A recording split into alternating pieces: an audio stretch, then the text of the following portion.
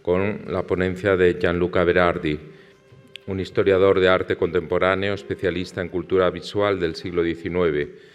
Durante varios años fue profesor contratado de Historia del Arte Contemporáneo en la Universidad Sapienza de Roma, donde realizó un curso dedicado a la pintura en Italia en el siglo XIX, que es su mayor especialidad. En 2002 publicó una monografía sobre el pintor Edoardo Dal Bono y ha realizado varias publicaciones en revistas científicas, como Paragone o Historia del Arte, acerca de Mariano Fortuny Marsal, el éxito en París y el nuevo curso de la pintura napolitana del siglo XIX, y de la primacía en Nápoles, los maestros napolitanos del siglo XIX entre la innovación y el mercado internacional. La relación de Fortuny con el entorno romano, en el tema elegido para su contribución en la exposición L'Ottocento elegante, arte en el segno di Fortuny, con un ensayo titulado Los colores de la mariposa de la Escuela Romana Española de la Pintura, el arte moderno en Roma en la segunda mitad del siglo XIX. Esta fue su contribución al catálogo de aquella exposición. La publicación del catálogo general Francesco Paolo Michetti está prevista para 2018 y allí tratará de la producción de este importante artista, del cual ya saben que hay en la exposición el busto de Michetti realizado por Gemito, dibujado por Fortuny.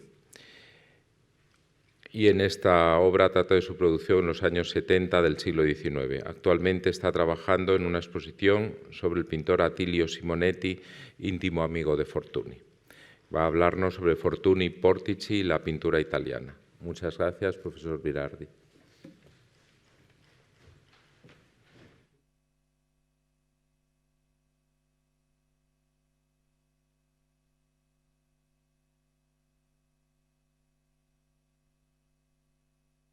Non sono riuscito ad aprire l'ultimo file, è rimasto quindi il titolo precedente, Fortuny e la pittura napoletana, anziché Fortuny, Portici e l'Italia, ma va bene perché ci permette di andare subito al centro del discorso. Infatti non mi occuperò in questa conferenza dei rapporti tra Fortuny, la fortuna del pittore spagnolo nel neosettecentismo, quindi una fortuna dilagante sia in Italia che in Europa.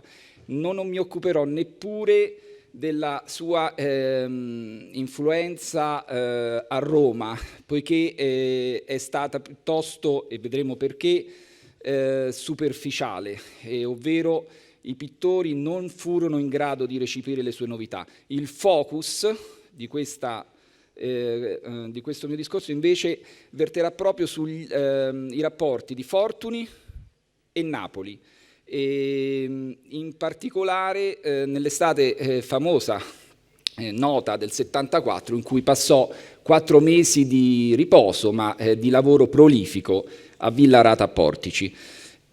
Ma per affrontare l'estate del 74 dobbiamo tornare un po' indietro, dobbiamo tornare al primo momento in cui Fortuny poté avere una ampia visione sull'arte contemporanea italiana, e questo accadde nel 1861 in occasione della prima esposizione nazionale italiana che si tenne a Firenze. Era un momento molto delicato, l'Italia era appena stata unificata e la mostra di conseguenza era un'occasione importante per mostrare anche, se possibile, un'unità nel linguaggio artistico. Gli schieramenti da subito erano chiari: da una parte l'arte accademica e dall'altra gli innovatori. In primis, gli innovatori erano... Entre los innovadores estaban los realistas toscanos, los Macchiaioli y los realistas napolitanos. Filippo Palizzi.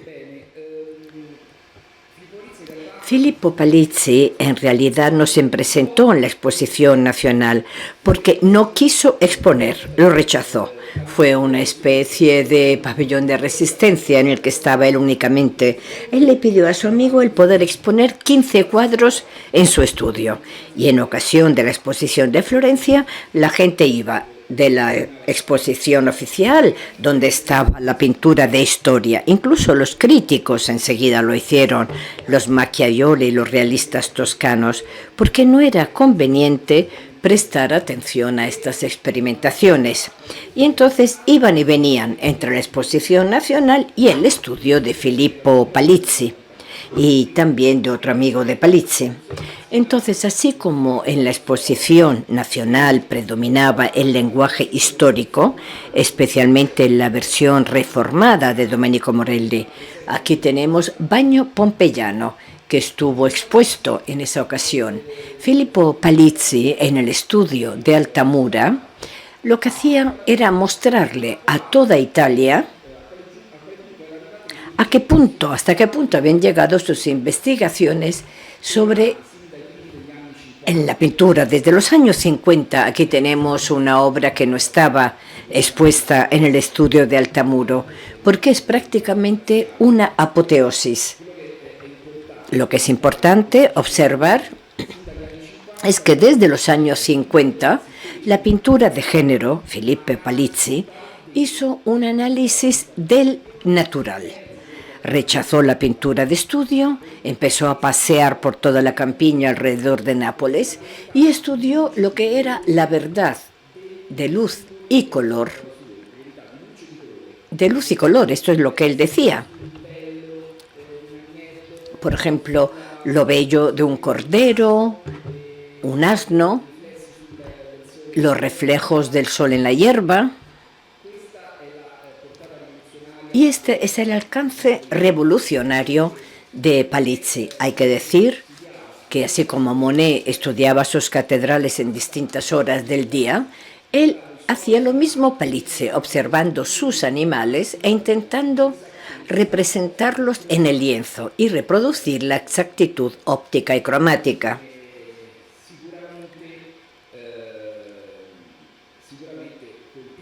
Desde luego sorprendió, pero no solo a los artistas realistas, sino también a los pintores de historia. La revolución realizada por Domenico Morelli, y que estuvo en Florencia en el 71, fue la del verismo histórico, porque él quería representar cosas que no existen, pero imaginadas y como si fueran verdaderas al mismo tiempo. Para ello, utilizó la técnica de Palizzi para realizar una nueva pintura de historia. Esta fórmula de Morelli es la que se premió, es la que eligieron como nueva mirada oficialmente, o nueva mirada oficial. Los napolitanos y los Macchiaioli los dejan de lado como un arte no conveniente, los dejan en una esquinita, mientras que en cambio toda la atención se centra, se desplaza precisamente en Domenico Morelli y en la gente que le rodeaba, los pintores que lo rodeaban. Aquí vemos, por ejemplo, los funerales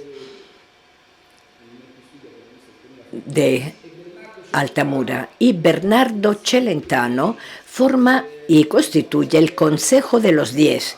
Una obra de este tipo nos puede servir de ejemplo de lo que es la historia morelliana. Transformar un episodio histórico sucedido en el siglo pasado como si en realidad estuviera creciendo bajo nuestros ojos. Es decir, aquí hay una atención psicológica sobre los personajes, mucho cuidado por parte de Celentano, que desde luego Fortuny tuvo el estudio en Roma, pero desafortunadamente Celentano murió en el 73. Vamos a ver, ¿por qué estamos hablando de esta exposición nacional? Porque así, por lo menos, Fortuny tuvo la ocasión de verla, de visitarla. Y de lo que nos dicen las fuentes, a él le impactó, inevitablemente, le impactaron las obras de Domenico Morelli, de Celentano, de Altamura, de lo que hemos visto que fue el lenguaje que triunfaba, el lenguaje que todos admiraban en esa ocasión. Me parece Aquí vemos el Conde Lara. Es una obra de 1861, porque desde luego en esa ocasión Morelli presentó trabajos extraordinarios. Pues bien, decía que me parece posible que Fortuny, frente a obras de este tipo, no solo se quedó impactado, sorprendido por la capacidad de darle un fondo histórico al cuadro, porque, bueno, esto lo hace Morelli, pero también Fortuny en sus composiciones, y yo creo que también le impactaron estos colores, estos matices cromáticos tan refinados que nacían en el estudio de Morelli y nacían de la pintura antigua del siglo XVI y XVII.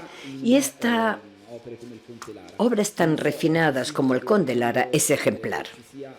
Es posible que cuando se dio este cambio de estilo entre la fantasía árabe de los años 60, la que vimos ayer, y la del 76 y 77, es posible que fuera precisamente Domenico Morelli quien le sugiriera este tipo de profundización en la pintura del siglo XVII. La pintura veneta. Attilio Simonetti. Attilio Simonetti nos recuerda que Fortuny quedó tan impactado por la exposición de Florencia que 2 años después, en el 63, realizó un viaje de profundización en Nápoles. En esa ocasión visitó el estudio de Gioacchino Thomas, también el de Domenico Morelli, y aquí nace una amistad duradera, una amistad que duró durante toda su vida, porque Domenico Morelli era el gran profesor, era un artista verdaderamente muy considerado, no solo en Nápoles, sino en toda Italia. Era como si fuera un líder. El único personaje que tuvo una relación igual, paritaria, fue este. Y ya veremos cuáles fueron las consecuencias. Vamos a volver ahora a Simonetti y al año 63 en Nápoles. Fortuny visitó el estudio de Toma, de Morelli, y en la venta póstuma de 1975 hay una copia de Filippo realizado por Fortuny. Desde luego, Fortuny no podía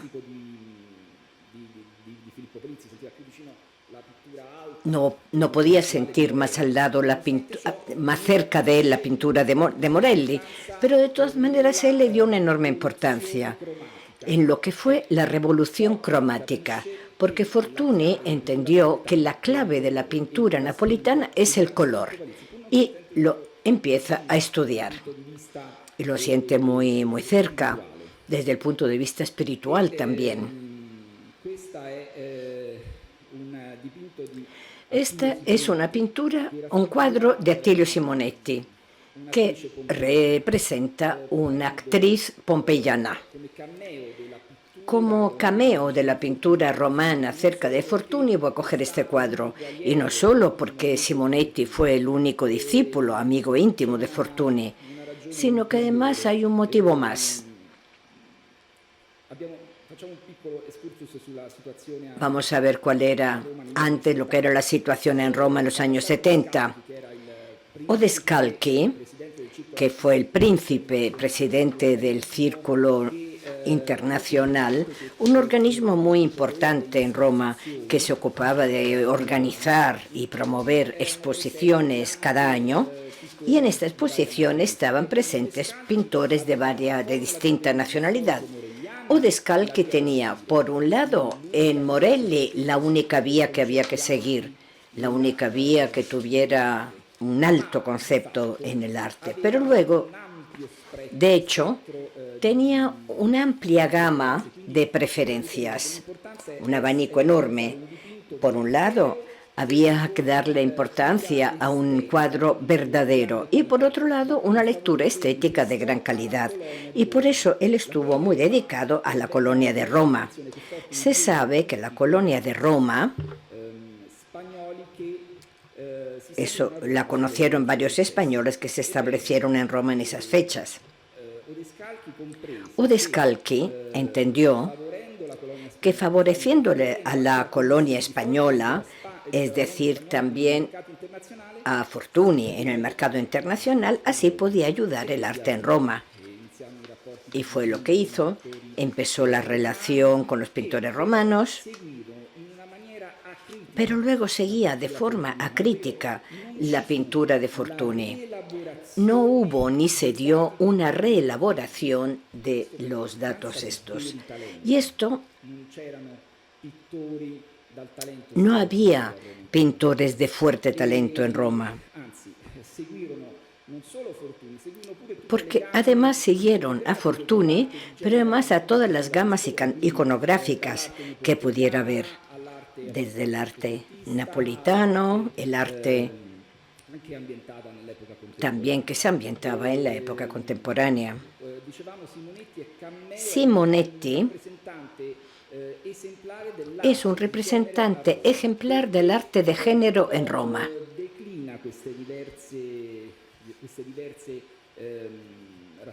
Y él se encuentra entre estas distintas representaciones iconográficas.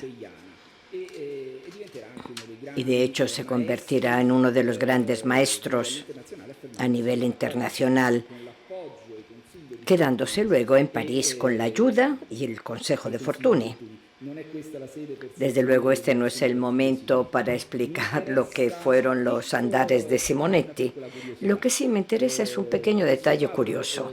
Este cuadro se llama Actriz Pompeyana. Puso en Milán en el 64.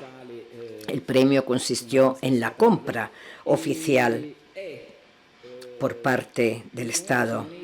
Y en ese momento Simonetti, y durante toda su vida, le será deudor a Fortuny. También Los mandatarios en Roma, otro cuadro del 73, y que derivaba de un grabado de Fortuny. Entonces, tanto en la iconografía como también en el estilo, Simonetti, entre todos los pintores romanos, fue el que de alguna forma le debe más a Fortuny. Este cuadro, bueno, desde luego a su vez esta obra de Simonetti es deudora de Morelli, porque se pudo ver a Simonetti que tiene esta inspiración de Morelli. En el fondo vemos el joven músico y está clarísimo que esto está inspirado en un grabado de Fortuny que se llama Idilio. Un grabado que desde luego afirma que su intención deriva de Fortuny. Bueno, no importa demasiado, no sabemos cuál es la verdad, pero en el 64-65 parece que dan razón a esta tesis, pero en realidad hemos visto que no hubo nadie en Roma que estuvo en condiciones de elaborar las novedades de Fortuny. Y todo el estilo y las iconografías y también la moda, yo decía, de presentarse en esos pequeños museos de antigüedades, todo eso es o deriva de Fortuny.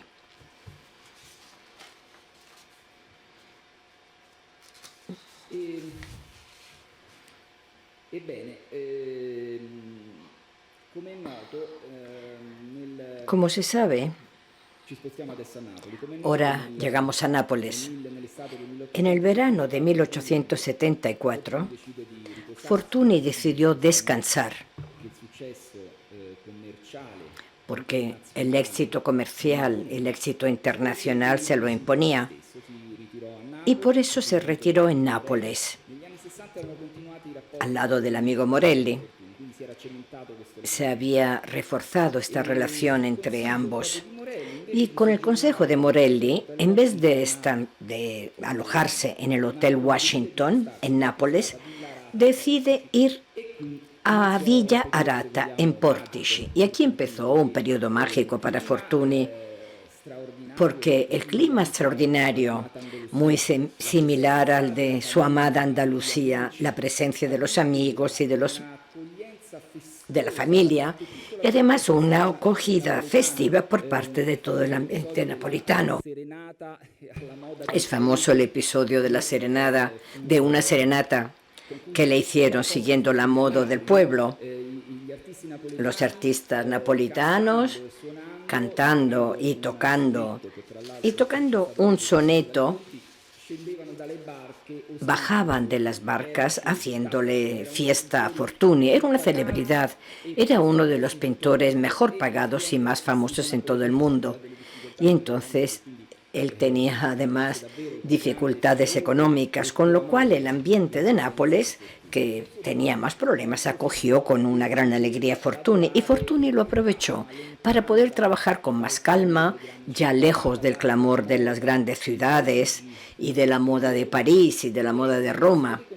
Y así se pudo concentrar en su trabajo, elaborando ideas también sobre el arte japonesa, meditando sobre la lectura de los pintores antiguos y además dialogando con un entorno natural, y así consiguió elaborar obras de arte extraordinarias. Por ejemplo, El carnicero en Portici, El veraneo. Pero Portici no era solo un ambiente aislado donde poder trabajar de una forma serena, sino que además Portici era el lugar donde algunos artistas desde finales de los años 50, especialmente en los primeros años 60, se habían refugiado. Se habían refugiado en el Palacio Real de Portici,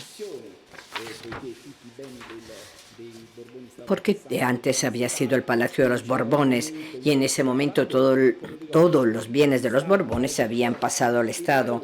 Entonces, estos artistas empiezan a trabajar en este ambiente y además en contacto con la naturaleza. Marco de Gregorio y Giuseppe De Nittis.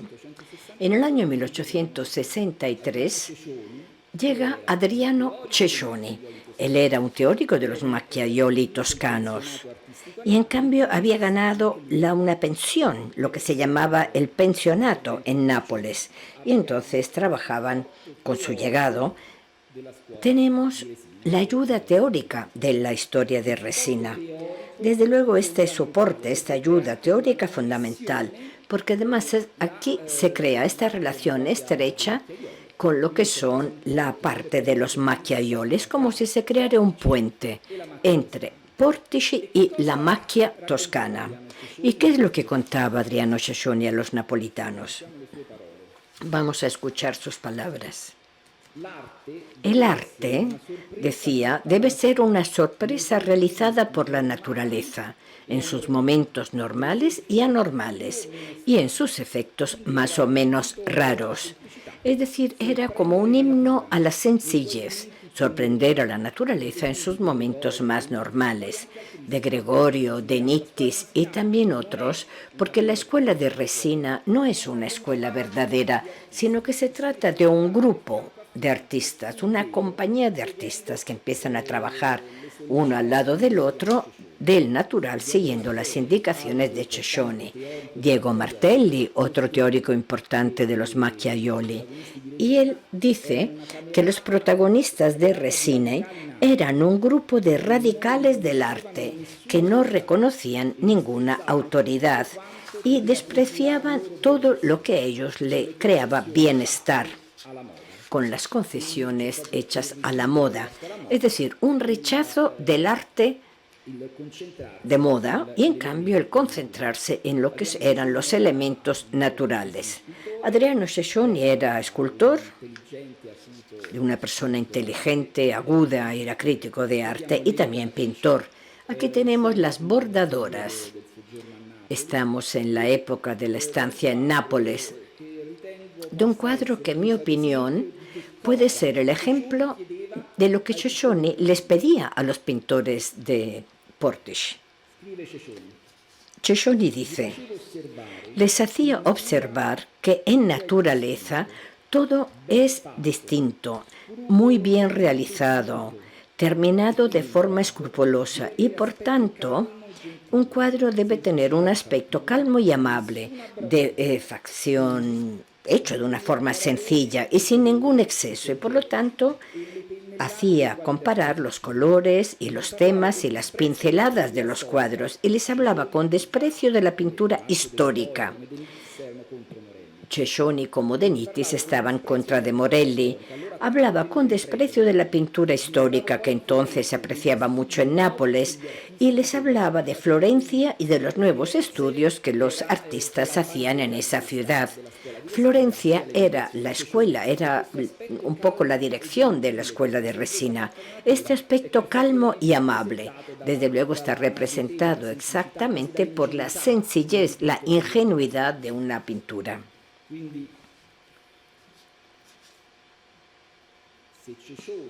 Si Cescioni es la teoría fundamental para el grupo de Resina,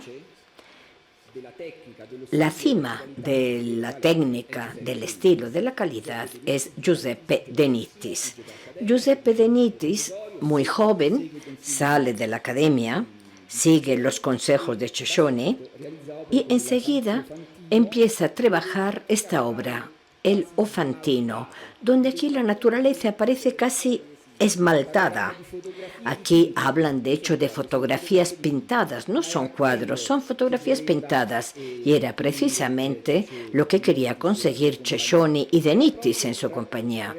Era justamente conseguir estos perfiles limpios, esta claridad óptica, esta claridad cristalina, que es justamente el punto clave de la escuela de Resina.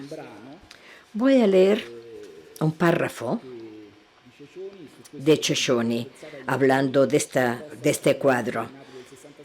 En Nápoles del 67, y estas son las exposiciones, se presentó en una exposición anual en Nápoles. Este cuadro, según Cescioni, decía, se veía un camino embarrado con una diligencia pintada de amarillo en la mitad de arriba, que se movía hacia el horizonte, con un muro mojado, un cielo negro, nubes oscuras casi negras en el horizonte, donde parecía llegar una tormenta, una ruptura en el aire que dejaba ver algo de claro, y esto demostraba y representaba muy bien la agitación de un cielo tormentoso y aumentaba la tristeza del efecto. Todo ello realizado de una forma tal que todos se quedaban sorprendidos, especialmente los artistas que conocen las dificultades de representar por la forma y por el color el barro, los guijarros, el firme, el balasto, las montañas de basura, todas cosas de la mayor dificultad, y que De Nittis, en cambio, hacía a la perfección. Y yo añado con mucha sencillez, es un cuadro que sirve, digamos, para representar a lo que sirve la limpieza óptica, la sencillez y la limpieza de la escuela de Resina.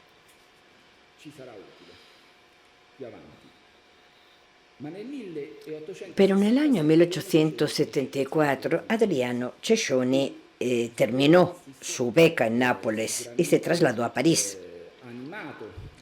Desde luego, animado por el clamor que despertaban sus cuadros, decide intentar la aventura de París. Y allí tiene éxito.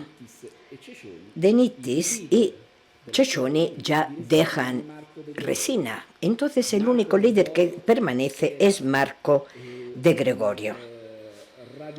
Marco de Gregorio era un radical en arte y en política, un ávido lector de Bakunin, y además intérprete de lo que eran los acontecimientos de los clásicos, es decir, él representaba muy a menudo a los pobres, a los trabajadores. Y hay dos elementos que son característicos del arte de Gregorio y es muy importante explicarlos, sobre todo en los cuadros del último periodo. Él murió luego en el 76, poco después, pero alrededor del comienzo de los años 70, especialmente entre el 72 y el 74, hay dos elementos importantes. Uno es que Cescioni llamó razonamiento de la luz, es decir, la capacidad de dosificar una cristalina luminosa y cálida. El segundo elemento es la esencialidad geométrica. De Gregori, en este momento, construye sus composiciones de forma geométrica y además ofreciendo un corte oblicuo en perspectiva. Aquí vemos, por ejemplo, la Casa Roja en Portici.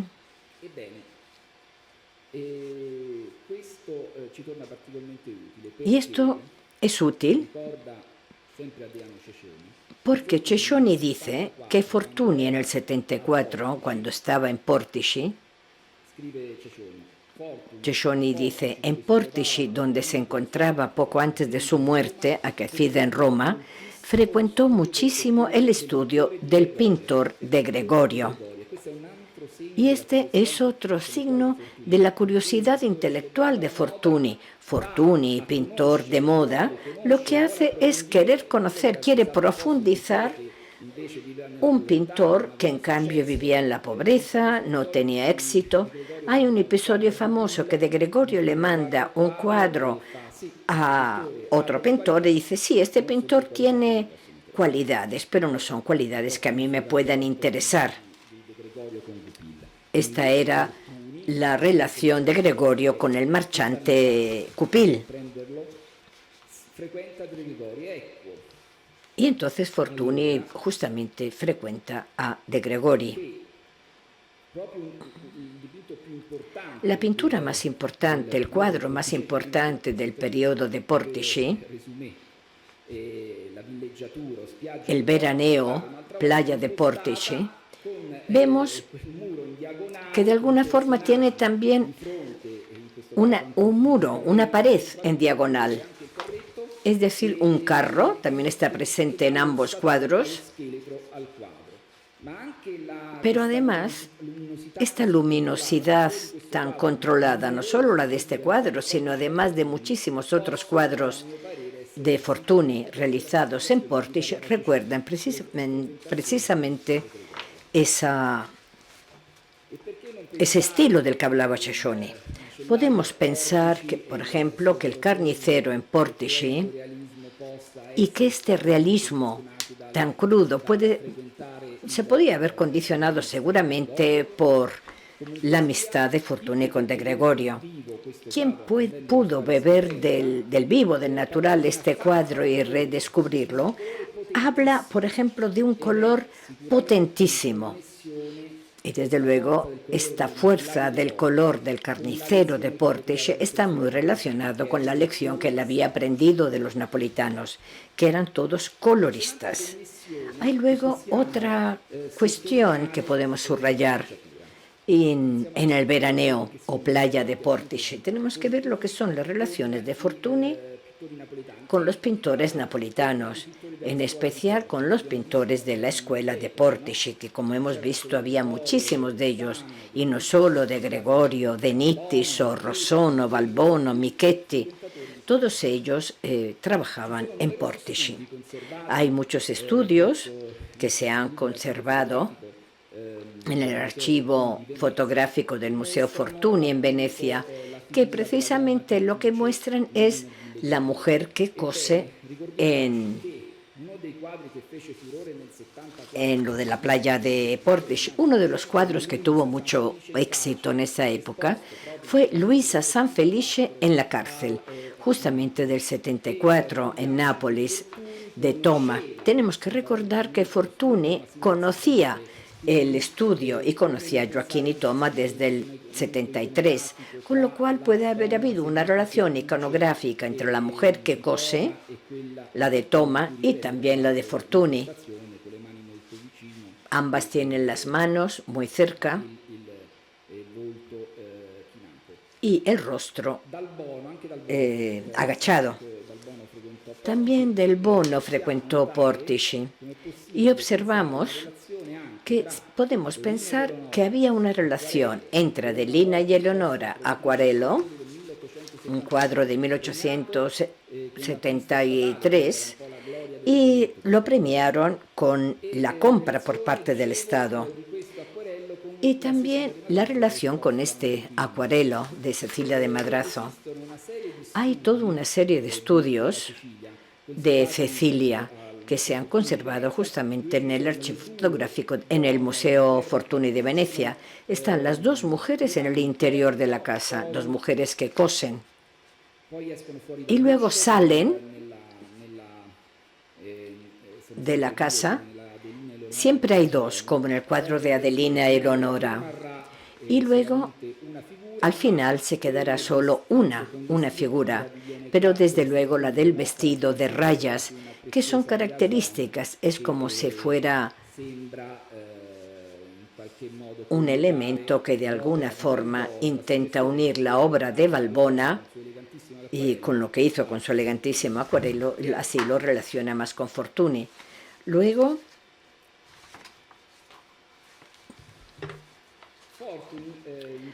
Fortuny en ese momento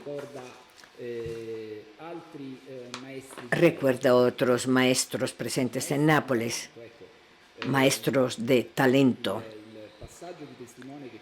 El paso de testimonio que hay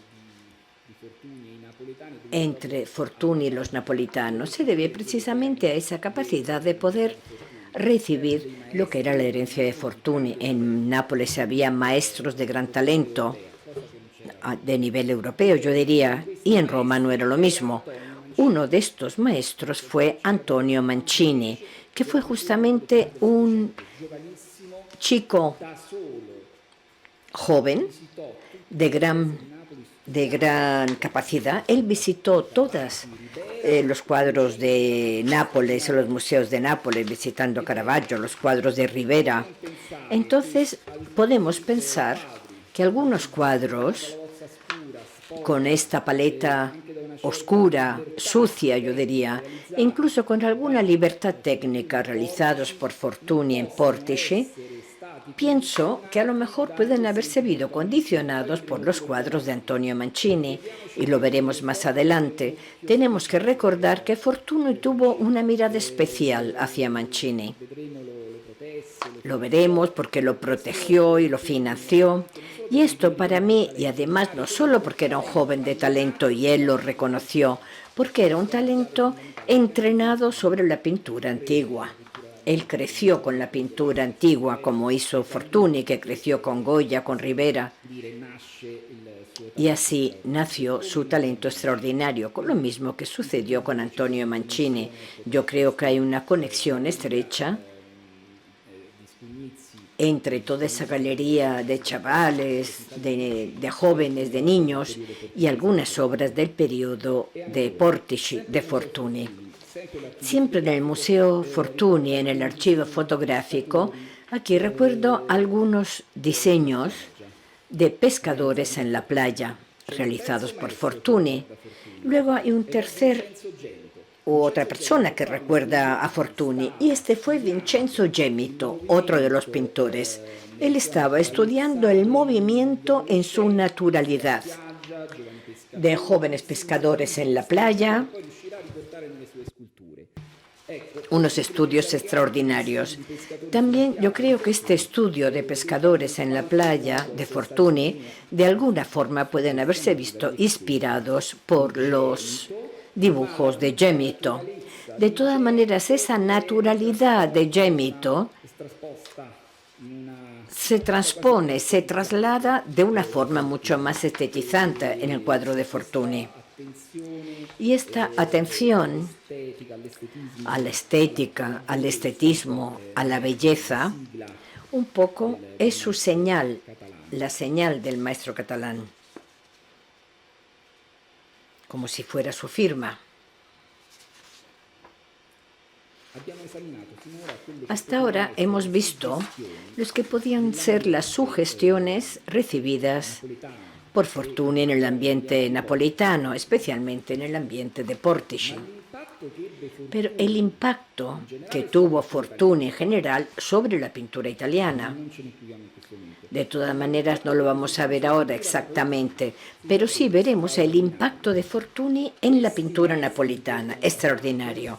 Estos maestros de los que hemos hablado y que tuvieron que recibir todas las novedades fortunianas y utilizaron estas novedades para afirmarse en todas las exposiciones nacionales y lo hicieron a través de la escuela más moderna de Italia. Y la escuela más moderna de Italia, cuya modernidad además le permitió entrar en contacto directo con el mercado internacional.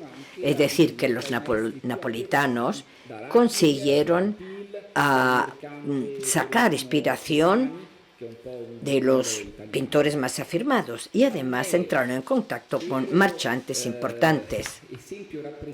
Un ejemplo muy representativo de lo que es esta especie de atracción de la pintura napolitana en la órbita de Fortuny es la procesión del Corpus en Chieti de Michetti. Este es un cuadro realizado entre el 76 y 77 y presentado en la exposición de Nápoles de 1877. Esta fiesta para la mirada, tal como la definió un crítico, hizo una impresión, desde luego, impresionante, porque representaba el verdadero lenguaje moderno. Un cuadro inmenso, muy grande. En la izquierda, el autor se representa, un autorretrato con mucha seguridad, mientras estallan los fuegos artificiales. El cuadro fue recogido por Grupil y tuvo una historia de una colección importante. Pero enseguida, inmediatamente, recibió muchas críticas, sus grandes detractores, pero también otros muchos entusiasmados que lo apreciaron. Y entre los detractores estaba Cescioni. Cescioni, recuerdo, fue un teórico del realismo y de los Macchiaioli. No conseguía comprender este lenguaje. Tenemos que recordar que los Macchiaioli toscani, que elaboraron un lenguaje de gran síntesis, de vanguardia, en ese momento, estamos hablando de los años 70, partieron con la búsqueda de los pintores de mitad del siglo. Michetti, en el momento que llega al Corpus, lo está uniendo a las novedades fortunianas, que eran novedades que pertenecieron a un periodo siguiente, una época en la que se estaba hablando y razonando no solo de los medios antiguos, sino también de la impresión que podían dar los grabados japoneses. Porque Cescioni define como un abanico en marco esta pintura, con todas las pinturas, sin que no tienen la parte posterior. Es todo como bidimensional, no hay profundidad y con notas de color equivocadas. Y no solo estudiado del natural, dice Cescioni, sino pintar los cuadros de los copiadores de Fortuny son copias, no tienen un correspondiente en la realidad y por tanto las critican de forma dura. Y además la rapidez técnica del Corpus no se entendía. La crítica decía que no había un cuadro, sino que era más bien una impresión de un cuadro, una intención de un cuadro, porque era un cuadro demasiado rápido. No se ve, porque desde luego la foto no transmite esta rapidez, esta velocidad técnica. Para entender bien el momento clave es Francesco Netti, un crítico que a su vez era pintor, y él entendió, en primer lugar, que la Exposición Nacional del 77 demostraba que Fortuny había dado unas buenas clases de pintura a los pintores de Fortuny, de forma distinta de la que dijo Cescioni, porque él en cambio entendió que estas novedades representaban un progreso importante en la técnica pictórica. y dice, hablando justamente del cuadro del Corpus, un verdadero progreso que consistía en la iluminación de esa quinta base, que baja sensiblemente todo el tono del cuadro, que está muy extendida en la mayor parte de los pintores modernos. Ya no se buscan los colores planos. Además dice, ahora, el medio para conseguir la armonía es un medio artificial, porque también este color reproducido en la pintura representa la armonía también en el cuadro, un género muy distinto. Yo odio esos colores jugosos de antes, porque desde luego los colores acogidos muy bien, porque son colores claros y se ha buscado la luz de cara y los colores separados. Se imita el mosaico y se considera un modelo la pintura japonesa, que se mueve por tonos locales enteros. Y esto representa una gran novedad. Pintura japonés que trabaja con tonos locales enteros. No se admite ninguna otra base, únicamente el albayalde, y ningún otro lienzo que la tela inmaculada. Y así se ha creado el imperio de lo blanco. Numerosos artistas, muchos contemporáneos, hablaban justamente de cuadros blancos, que era la posición de Granada, la posición en Portici, era justamente esta preparación blanca la che dava una gran luminosidad al quadro. I Michetti lo sabía. Quindi fondamentale quindi questo comporre. Era fundamental esta composición, casi imitando la pintura japonesa. Lo importante era la evidencia visual. Y el cuadro efectivamente sorprende. El clímax, digamos, del recorrido del camino de Michetti es Primavera y Amor. Del año 1878 se presentó. Diego Martelli, un teórico de los Macchiaioli, dirá, esta es la reproducción de un sueño realizado por un loco. De hecho, se quedaba sin palabras uno frente a este enigmático conjunto de elementos japoneses, arcaicos, extravagantes. Uno se quedaba totalmente sin palabras frente a este orgiástico canto a la vida. Paul Lefort, un crítico francés, dijo que Michetti era un género de pintura paroxística, es decir, en la cual hay un exceso de pintura. Y una vez más, todo ello relacionado con una pintura que estaba de alguna forma relacionada con Fortuny. También la pintura francesa reconoce que a la base del trabajo de Michetti estaba Fortuny. Porque por un lado, en Nápoles todos se quedaron como sorprendidos por este cuadro y reconocieron que se trataba de un lenguaje innovador, este imperio de lo blanco. Pero no pudieron o no estuvieron en condiciones de asimilarla. Por otro lado, en cambio,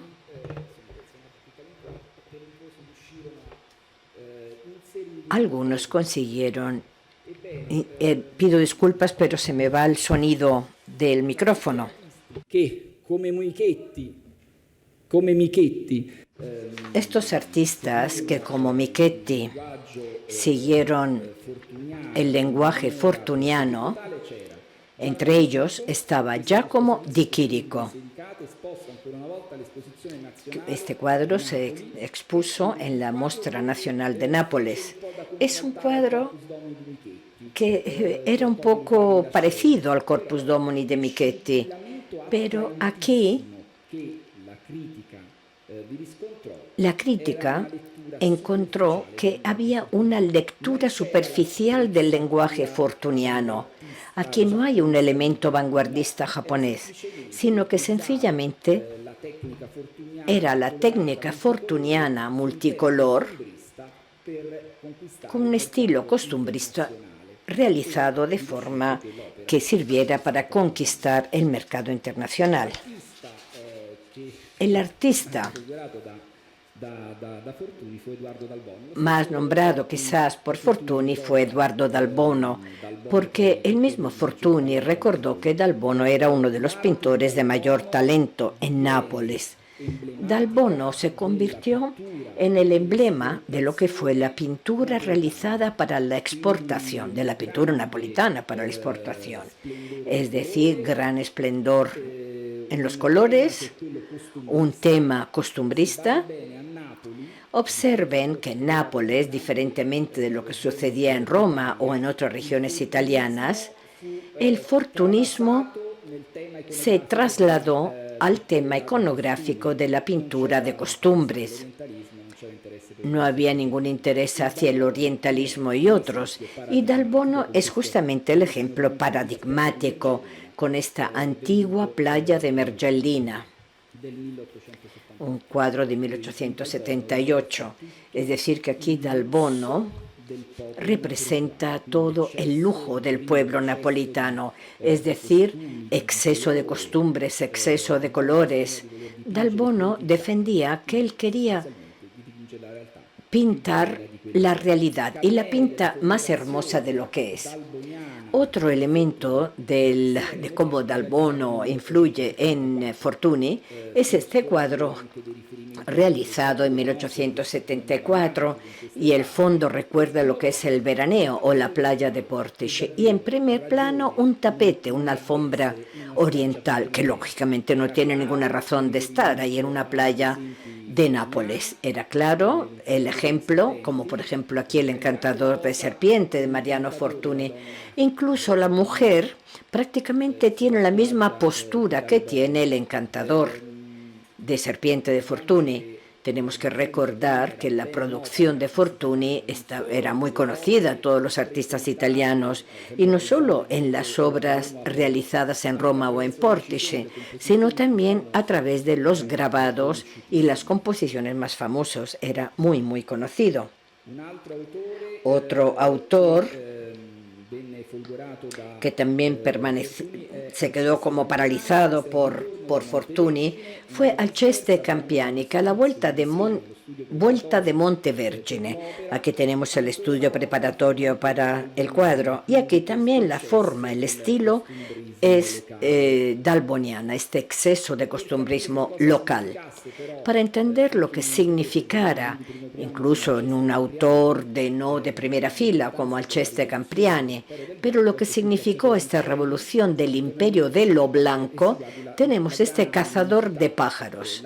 Fijaros en la gran luminosidad y la claridad de las obras de estos artistas, los artistas que estaban cerca de Fortuny. Luego hubo maestros que, en cambio, no absorbían la lección de Fortuny, no lo hacían de una forma sencilla, sino de una forma más compleja y más difícil, como si fuera una individualidad suya específica. Esta es una fotografía del archivo fotográfico del Museo Fortuny. En el fondo, en la derecha, se ve un personaje que es fácil reconocerlo como Fortuny, elegante, con sombrero de paja, muy bien vestido, y a la derecha, otro personaje también muy elegante, parece casi que estuviera copiando a Fortuny, es Simonetti, porque Attilio no solo discípulo y amigo, sino también imitador en lo que era la postura que tenía el gran maestro. Al lado de Fortuny hay otro personaje. En primer lugar, es importante notar la cercanía a Fortuny y además la diversidad total en el estilo. Este es Simonetti, una barba grande, espesa, la casaca de artista, es decir, que tenía su personalidad. Y este es Morelli. Los dos grandes protagonistas de la pintura del XIX, uno al lado del otro, y además totalmente distintos el uno respecto al otro, y por otro lado amigos íntimos, tan íntimos que cuando Fortuny falleció, Paolo Vetri preparó el retrato de Morelli que había hecho para dárselo a la viuda como recuerdo del gran amigo de Fortuny. Cuando en el año 1874 falleció Fortuny, fue precisamente Morelli que corrió desde Nápoles y fue Morelli el que sujetaba, el que tenía en las manos el cordón del ataúd. Y fue Morelli que volvió a Nápoles en el tren apretándose la paleta de Fortuny a su pecho y llorando, y nunca quiso dejarla. Por otro lado, sabemos que en la exposición de 1875 póstuma hubo pinturas de Morelli en la colección Fortuny, es decir, que Fortuny había pintado a Morelli, y en el fondo dos figuras de mujer. De hecho, por ejemplo, Fortuny recuerda que había pintado la hija de Jairo de Morelli, un cuadro hecho por un amigo, no un cuadro para un marchante. No sabemos si él tuviera el boceto del original, es posible, pero es la última demostración de su intimidad, de su amistad, y no es fácil encontrar impresión, digamos, el peso de Fortuny en Morelli.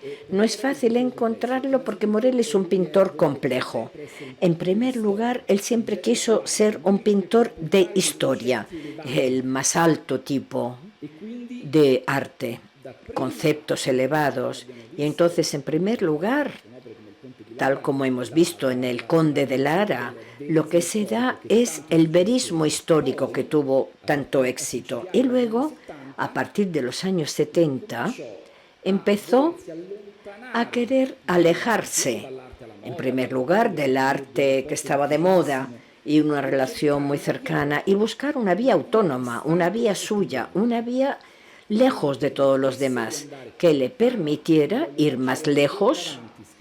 Él decía, yo quiero ir un paso adelante y llevar siempre estos conceptos nuevos.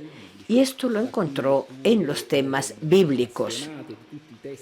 Él era apasionado de todos los textos disponibles y aquí en la necesidad de conseguir elementos para poder tener la base histórica de estos cuadros, de estas pinturas. Esta es la clave de lo que es la influencia de Morelli en Fortuny o viceversa. Fortuny era un pintor que había realizado cuadros orientalistas pero fuera de la norma. Toda la crítica en su tiempo subrayó la luminosidad cegadora que él había conseguido en los cuadros de Andalucía y subrayó la verdad de los tipos. Eran tipos verdaderamente realistas, los tipos de Fortuny. Fortuny le permite a Morelli reconstruir este mosaico imaginario de Oriente. Sin haber ido nunca a Oriente, lo que necesitaba era crear un Oriente verdadero en sus cuadros. Entonces, los cuadros como Los Obsesos, que son cuadros 73-76, vemos justamente la luminosidad cegadora, la pintura nítida de Fortuny. En un cuadro que es fundamental, como El Baño Turco, del 74-76, vemos por un lado en la izquierda lo que es la demencia, la tontería técnica de Fortuny del carnicero en Portici. Y en cambio en la parte derecha esta mujer elegante, vista de espaldas, que enseguida recuerda lo que era en Fortuny, lo que hacía, y era utilizar un personaje pero de espaldas.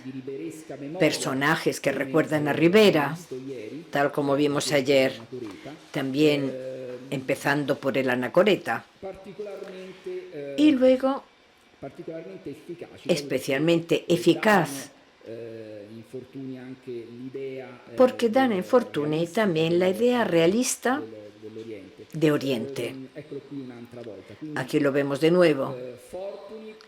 Fortuny entonces toma en préstamo. Es como si cogiera estas ideas para darle más autenticidad a sus cuadros orientales. Aquí lo vemos este personaje también en la calle de Tánger, que afortunadamente vemos que el fondo es de diseño que se conserva en el Museo de Villa Pignatelli. Y es justamente este fondo de calle de Tánger que Morelli lo toma en este dibujo. Y una vez más, a la derecha, vemos un marroquí en armas. Aquí lo vemos también. Estos son préstamos iconográficos, pero así por lo menos podemos entender qué es lo que Morelli heredó de Fortuny para reconstruir este Oriente verdadero. Luego hubo otro artista que estuvo muy cerca de Fortuny, un joven napolitano de gran talento que ha empezado a hacer mi busto. Ha salido bastante bien, pero puesto que mi efigie no me gusta, lo destinaré a nido para pájaros cuando conseguiré abrir mi estudio en Sevilla. Este es un retrato de Fortuny realizado por Vincenzo Gemito, que luego sirvió para el monumento fúnebre del cementerio del Verano. Vincenzo Gemito es un talento a nivel europeo y en este momento tenemos 4 obras, 4 trabajos de Gemito: el retrato de sí mismo, el retrato de Francesco Paolo Michetti y el retrato de joven pescador. Entonces Fortuny se convirtió en financiador de un talento joven, como si fuera Mancini. Gemito, en este momento, tanto en los dibujos como también en las terracotas, hace que las superficies vibren, son mucho más movidas, hay más claroscuros. Entonces son personajes más nerviosos quizás, y esta es la influencia de Fortuny, superada muy rápidamente, porque Gemito prefiere casi la escultura clásica y de hecho luego vuelve a superficies más claras, más nítidas, más clásicas en pocas palabras. Luego había otra terracota en la colección de Fortuny, pero no lo sabemos muy bien dónde se encuentra, y representaba a Antonio Mancini, mi amigo. Y Antonio Mancini fue otro artista que Fortuny estaba muy cerca de él, porque la pintura de Mancini se había basado en la pintura de los grandes maestros. De hecho, Fortuny lo ayudó, compró sus cuadros.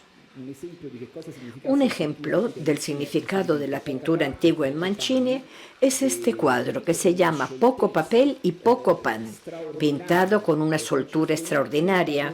Francesco Netti hablaba de perlas caídas en un cesto de trapos sucios, es decir, tenía siempre. Desde luego, este es un cuadro de sencillez antigua. O Mancini siempre hacía una línea pictórica fuera de lo corriente. Tenemos que recordar que incluso tras la muerte de Fortuny, Cecilia de Madrazo le pidió a Morelli de recoger los mejores pintores de la pensión de la promotora del 95, y uno de los premios fue para Mancini y el otro para Luigi Fabrón. Aquí vemos un cuadro muy representativo. Esto es un saltimbanqui después del espectáculo. Este se ha pintado en una tabla de cama estrecha y larga, entregada por Antonio Mancini a Fortuny en la estación de Nápoles, cuando estaba volviendo en Roma. Esta tabla demuestra la pobreza de Mancini, pero también de medios. No tenía ni los medios naturales para poder pintar. Este trabajo apareció en La Venta de 1875, donde consiguió nada menos que 930 francos, que entonces era una cifra importante para Mancini. Inmediatamente desde París, después de la subasta de los 930 francos de este cuadro, Albert Kahn, que había sido protector de Mancini, le escribió inmediatamente a Mancini: París, 28 de abril de 1875. Querido Antonio, estaba buscando una ocasión para pasarle tu tarjeta a Goupil y la he encontrado ayer. Tiene que saber que ayer se vendieron todos los cuadros, los bocetos, los dibujos dejados por el gran Fortuny en su estudio. Una cantidad de gente inmensa. Precios de locos, todos hablan de Fortuny, cada uno quiere comprar y conservar la memoria del gran pintor. También Goupil ha comprado varios. En el estudio de Fortuny también había cuadros de Meissonier, de Troyon, de Morelli y de un tal A. Mancini. Este último encontró un comprador por 930 francos. Lo ha comprado un tal Ledelmayer, vendedor de cuadros. Me gusta este cuadro suyo, querido amigo. La mano y el brazo son bellísimos. Entonces, querido Antoñito, ahora vamos a hablar de cosas serias. Me parece que ha llegado el momento de que venga a París. Albert Kahn entiende enseguida el éxito de este cuadro, no solo por el precio, sino también por la técnica. Me gusta este cuadro suyo, la mano y el brazo son hermosísimos. Este brazo, en realidad, es el brazo realizado estilo Fortuny, no estilo Mancini. Es una pintura cruzada con colores estridentes. Había abandonado la pintura sucia y oscuro. Y este es el intento de Mancini de actualizarse y empezar a hacer las cosas nuevas que Fortuny le podía dar. Pintura de colores más estridentes, más claros. Y esta es la pintura que utilizó en su viaje a París en el 75. Él se llegó a París y empezó esta serie de niños, de saltimbancos, pero todo con colores más claros y más luminosos, en mi opinión, también gracias a la influencia de Fortuny. Por otro lado, Kahn le había dicho a Antonio Mancini, desde luego, había dicho, sí, este chico tiene talento, pero la pintura es una pintura sucia. Esa amplitud, esa sencillez de la pintura antigua le permitía esta fragilidad, pero le daba una paleta oscura que ya no estaba de moda. Y aquí, en cambio, volvió a ser de moda. Por lo tanto, el viaje al 75 a París, los primeros intentos para firmarse no consiguieron un éxito demasiado, porque había un cierto malestar psíquico. Incluso las incertidumbres de este pintor de mucho talento, pero por eso volvió rápidamente en Nápoles y en el 78 lo vuelve a probar. Vuelve otra vez a París, intenta afirmarse, pero una vez más no lo consigue. Mancini no consiguió, no pudo afirmarse ni vivir en París. En el año 1878 pintó este saltimbanqui negro, y este es un paso atrás. Vuelve a aparecer otra vez la pintura del 17. Aquí otra vez Rivera, Caravaggio, estos claroscuros, aunque hay algo de blanco aquí en las mangas, una deuda con un cierto Fortuny, pero de hecho, tal como escribe Mancini mismo, las novedades de París no le gustan, ni tampoco las novedades de Fortuny, quizás, porque él sigue borrando constantemente lo que hace. Hay algo que no va bien, las dudas aumentan y entonces tiene una auténtica huida hasta Nápoles. La llegada de una crisis, de un malestar psíquico que se convirtió en enfermedad mental. Y en el año 1879 lo encierran en un manicomio. Desde el 79 al 82 dan comienzo los autorretratos de la locura, que desde luego estaban representados de una forma obsesionada casi, y se abandona totalmente la pintura fortuniana y la pintura de París. Y aquí, una vez más, la inteligencia pictórica de Antonio Mancini. Una inteligencia pictórica que lo absorbe todo y todo lo reelabora.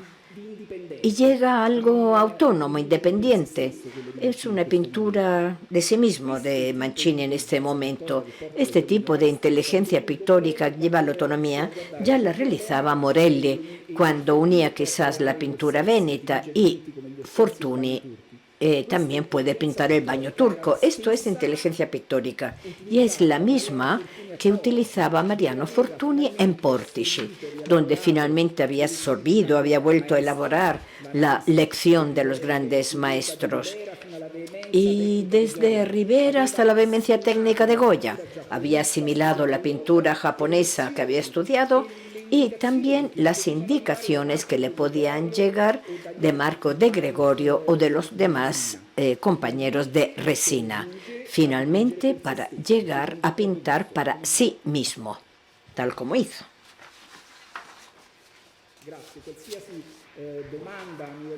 Gracias, y ahora por favor las preguntas, si alguien me quiere plantear algo. O también si quieren escribirme, esta es mi dirección de correo electrónico.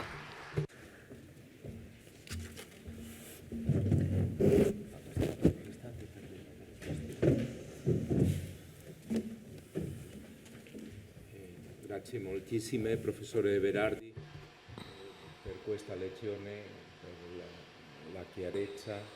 Muchas gracias, profesor Berardi, por esta lección y la claridad. Vamos a hacer ahora el turno de preguntas. Puesto que tenemos traducción en este momento.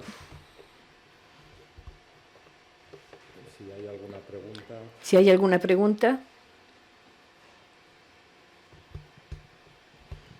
El busto de Gemito, usted ha comentado En el retrato de Fortuny y en cambio estaba escrito que era el retrato de Michetti. ¿De quién se trataba?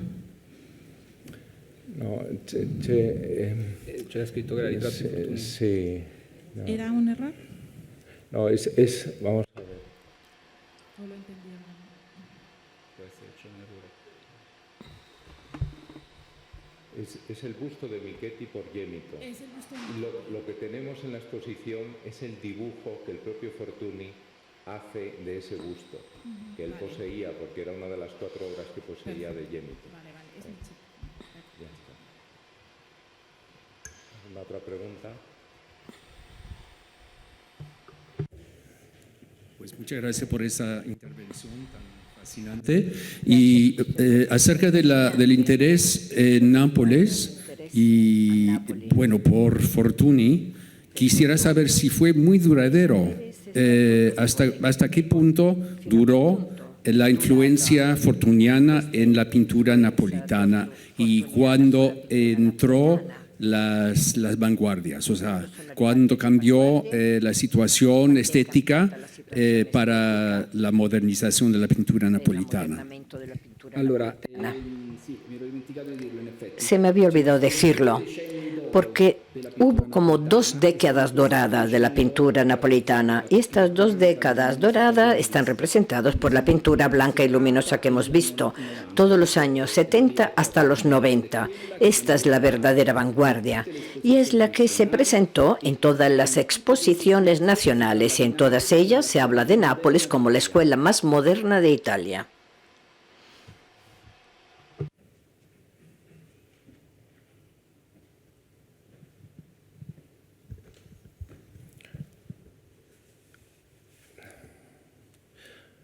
¿Alguna otra pregunta? voy a hacer una acerca de la relación de Fortuny con Dal Bono, Mancini, con Gemito. No, mi sembra che il rapporto dal Fortuny dal Bono, col Mancini, Antonio Mancini e anche col Gemito è veramente notevole. La relación de Fortuny con Dal Bono, Mancini e del Gemito es considerable, es notable, pero non con De Gregorio. Fortuny frecuentò el estudio de este pintor.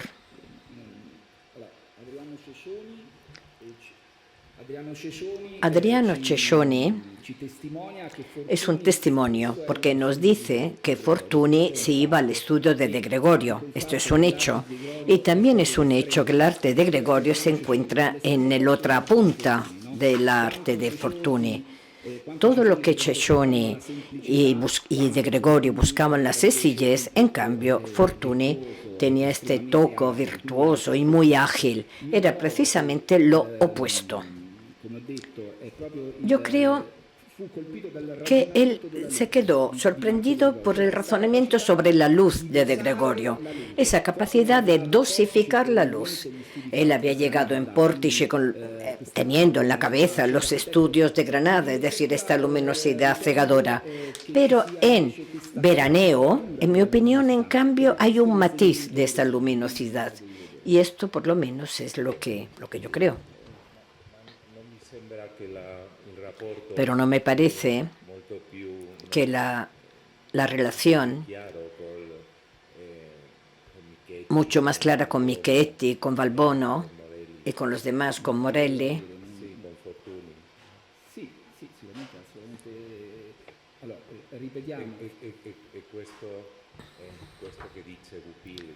Es lo que dice Goupil, que no interesa en absoluto. Porque Gregorio no tiene esta técnica que tiene Michetti y que se puede ver en Fortuny también. Bueno, hay que diferenciar, porque por un lado es lo que Fortuny ha dado y lo que Fortuny ha tomado.